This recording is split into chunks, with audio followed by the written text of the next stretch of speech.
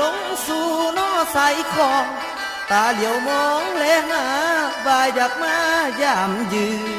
นสาวน้องผือเอ้ยน้องให้เหลียวมองอายแน่อายมาแต่แก่นเท้าใจมันห่าวอยู่สุวรรณ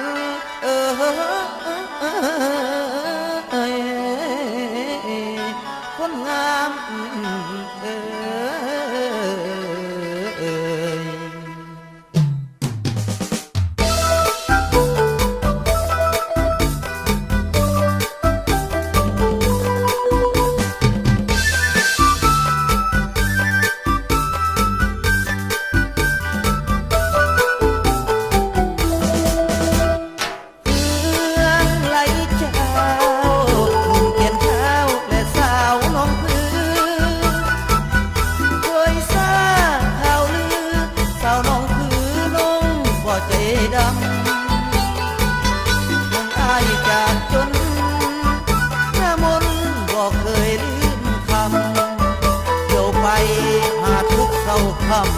น้องบ่ลืมคำอ้ายเลยคนดีอ้ายนี่มานั่งเหงาห้อยนั่งใจลอยเบิ่งสายนาทีมืนตาได้แต่เพียงหิบหี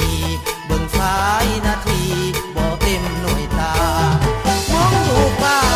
เลขาไล่ผ่านสู่เอ้ยสู่ต่างบ้านบ้านไอ้ห่วงหาห่วงแต่ลาน้องผู้อยู่แดนไกล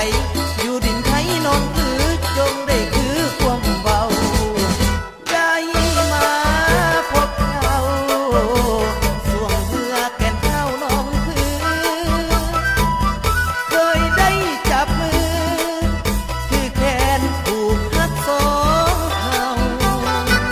ตายสุดดีใจที่อ้ายได้มาพบเจ้าขอให้ความหักสองเขายืนยาวตลอด4 วันสายเฮืองกันสายแดนเป็นเขต2 ประเทศไอ้น้องต้องร้องสามห่วมกันเฮืองกีดกันกระตังสร้างน้องสาวแต่ว่าใจของเขาก็กีดกันก็พอแล้วเมืองที่แนวสักอยู่ให้ไปเป็นเค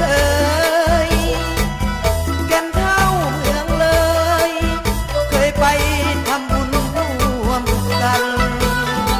สองเฮาเคยว่าสัญญาผูกหักสัมพันธ์เทวาเบื้องบนสวรรค์บันดาลบ่ลืมบุญคุณเที่ยวบุญเมืองเลยเป็นเคยดังสายเป็นงานดอกไฟปีใหม่จะขอเธอทูลให้รักสองเฮาสมปองอย่าได้เครื่องคุณฮักเอาอย่าได้เครื่องสูญจะขอเธอทูลเทศกาลลาวไทยเมื่อเป็นไผสู่ดินลาวน้ำไอบ่ขอแต่นางหักแท้บ่แพ้เปลี่ยนใจ